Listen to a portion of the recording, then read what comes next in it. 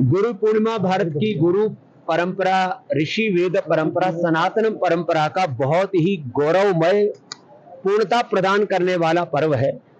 अलग अलग कारणों से पूरी दुनिया में इस्लाम, ईसाईयत, कम्युनिज्म, कैपिटलिज्म, भौतिकवाद और अलग अलग प्रकार के वैचारिक उन्माद, intellectual terrorism, religious terrorism, political, economic terrorism आदि, मेडिकल टेररिज्म, एजुकेशनल टेररिज्म सब एक्सपोज हो चुके हैं।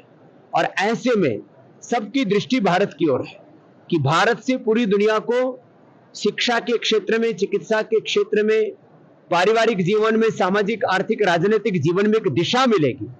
ये दिशा देने का काम भारत गुरु देश के रूप में करता रहा है और इसीलिए भारत विश्व गुरु रहा है।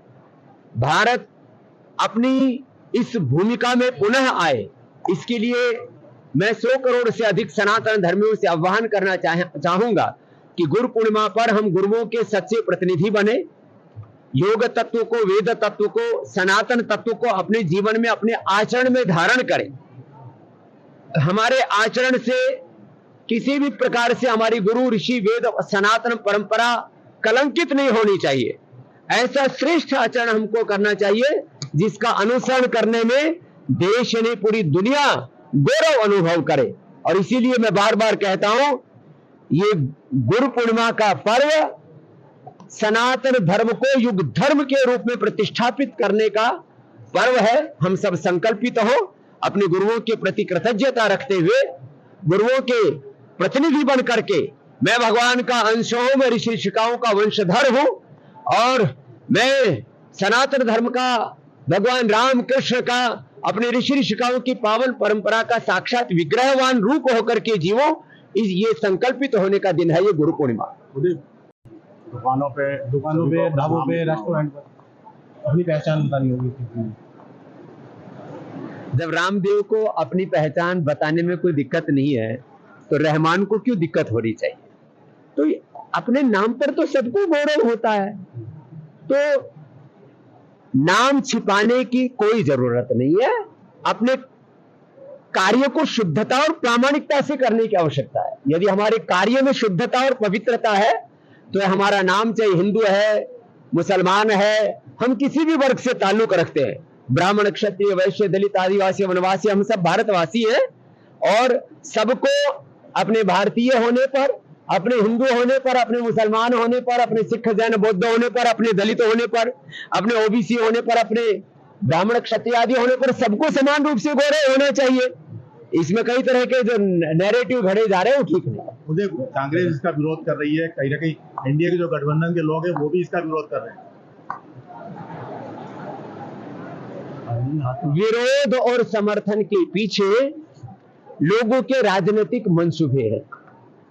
विरोध तो लोग मोदी जी का भी कर रहे हैं कि मोदी जी संविधान के लिए खतरा है, लोकतंत्र के लिए खतरा है, मोदी जी ओबीसी के लिए खतरा है, मोदी जी दलितों, मुसलमानों के लिए खतरा है, और फिर उनके प्रति पूरे देश में एक घृणा और नफरत का माहौल तैयार करके एक देवतुल्य देश के प्रधानमंत्री को ही लोग मारने के लिए खड़े हो जाएं, जैसे ट्रंप के खिलाफ खड़े हो गए थे। ऐसे जैसे उनके कान के पास से गोली होकर के गुजरी, खैर वो तो अब शायद विजयी हो ही जाएंगे, लेकिन एक ये जो घृणा और नफरत का भाव किसी भी रूप में देश के प्रधानमंत्री के प्रति हो, हिंदुओं के प्रति हो या किसी और वर्ग जाति समूह के प्रति हो, ये किसी भी तरह से मान्य नहीं है। ना भारत की सनातन संस्कृति है, ना भारत की संस्कार है।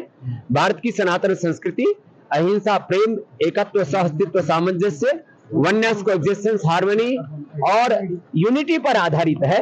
इसलिए हम सब मिलकर रहे।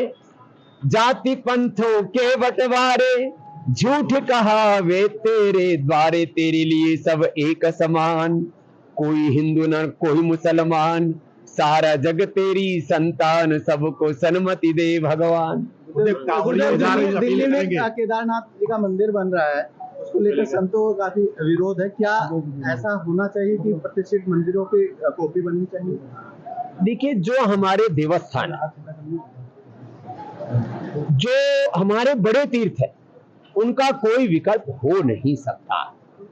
बाकी हमारे ग्राम देवता, कुल देवता, क्षेत्र देवता, तीर्थ देवता, इष्ट देवता भिन्न भिन्न है।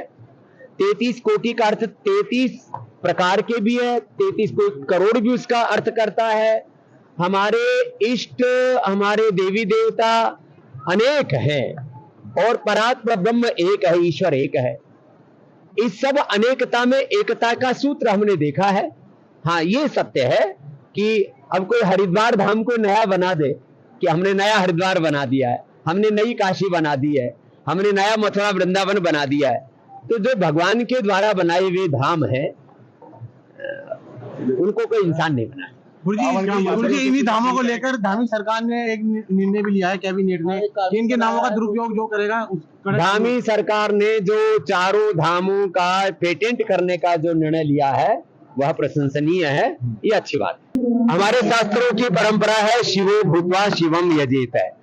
कांवड़ के यात्रियों को शिवत्व को धारण करते हुए ऐसा आचरण करें कि सबको लगे कि कांवड़िया नहीं जा रहा, ये तो भगवान शिव पार्वती का साक्षात विग्रह जा रहा है। हम शिव पार्वती के, लक्ष्मी नारायण के, सीताराम के साक्षात भगवान भगवती के साक्षात विग्रह है, ऐसा हमारा आचरण होना चाहिए। और जब ऐसा आचरण करेंगे तो इन कांवड़ियों से पूरी दुनिया के लोग प्रेरणा लेंगे। किसी के भी आचरण से ऐसा नहीं छलकना चाहिए कि कहीं पर भी किसी भी प्रकार का अनुशासन भंग हो रहा है या शांति भंग हो रही है, ऐसा किसी के भी द्वारा आचरण ना हो। और कुछ कांवड़िया हमारे नशा आदि भी करते हैं, तो मैं तो उनसे भी आह्वान करूंगा, भगवान शिव सबका नशा छुड़वाते थे, उनको नशा अर्पित करते थे, भांग धतूरा सब उनकी झोली में डाल करके और सब निर्व्यसनी होकर के जीते थे। तो सब भगवान शिव की भक्ति का जो नशा है उसमें आनंद करे, कोई भी नशा ना करे, ऐसी भी मेरी सब कांवड़ियों से प्रार्थना है। For exclusive and insightful videos, subscribe to our new channel ABP Live Premium.